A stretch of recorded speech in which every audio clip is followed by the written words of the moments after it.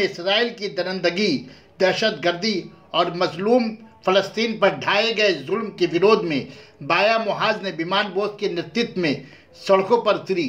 महाजती सदन से रामलीला मैदान तक अजीमुशान रैली, जिसमें बाया मुहाज की हिमायती पार्टियां ने हिस्सा लिया। इस विशाल रैली में साबिक MP मोहम्मद सलीम, विमान बोस, फैयाज अहमद खान, साबिक MIC doctor Fawad Haleem, social activist Sara Haleem और दूसरे लीडरान उपस्थित रहे।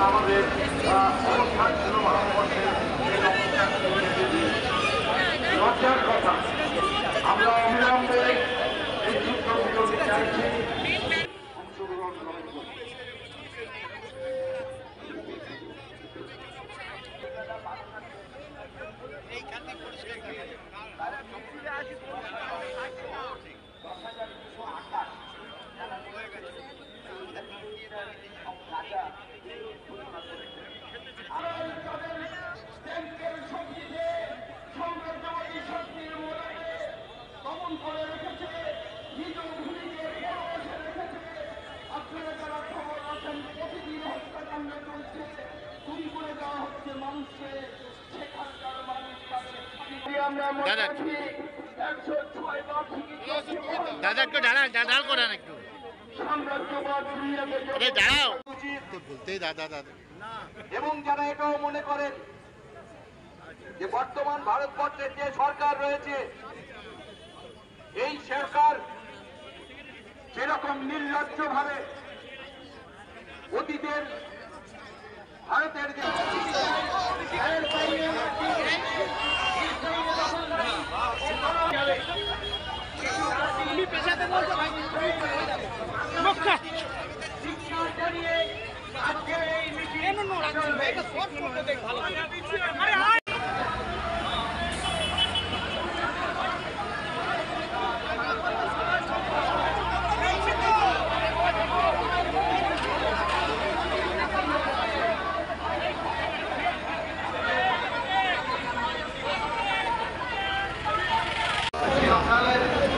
আমাদের অবস্থান ছিল ভারতবর্ষের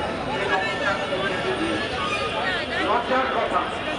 আমরা অবিলম্বে এই যুদ্ধ বিরতি চাইছি, অংশগ্রহণ করেন।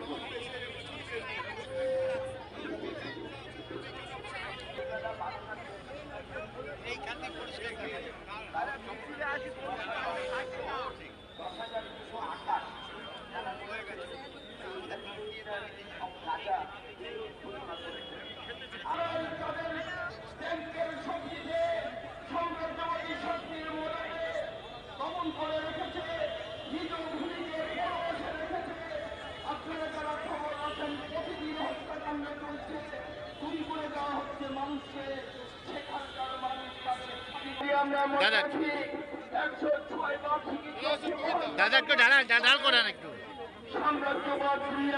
দাঁড়াও বলতেই দাদা দাদা এবং যারা এটাও মনে করেন যে বর্তমান ভারতবর্ষের যে সরকার রয়েছে এই সরকার যেরকম নির্লজ্জভাবে অতীতের ভারতের যে